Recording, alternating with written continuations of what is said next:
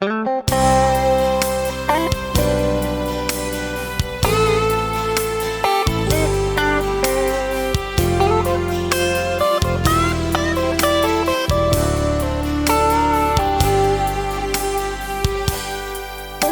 chừng ngày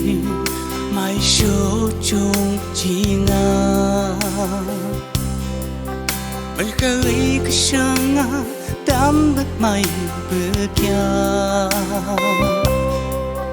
tết tết bước xa đâu ơi hai ta sớm xí mai bằng phun sâu sâu không bố ấy nơi cả tô thì bước làm bước ly ta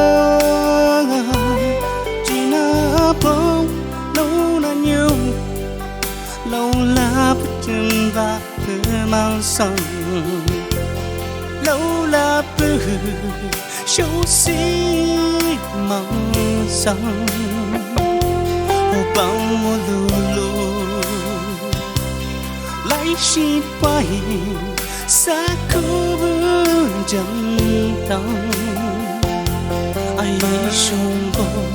lá đắng gây lá đắng cười lá đắng gây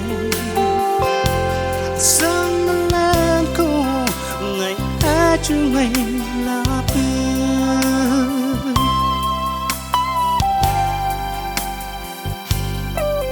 đâu chừng ngày mai số chốt chỉ ngà bởi khơi cái sáng hố cao đời hà này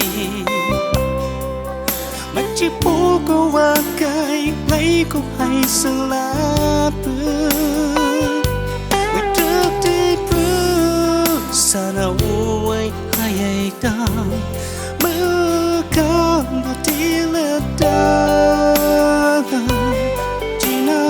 bông lâu na nhiều lâu là bước chân và cứ mang sông lâu là bước sâu xí mang sông bao mùa lù lù lấy xin quay xa khu bước chân tông ai sông vô lá đắng gây lá đắng cười lá đắng gây sớm lên cô ngày hát chú ngày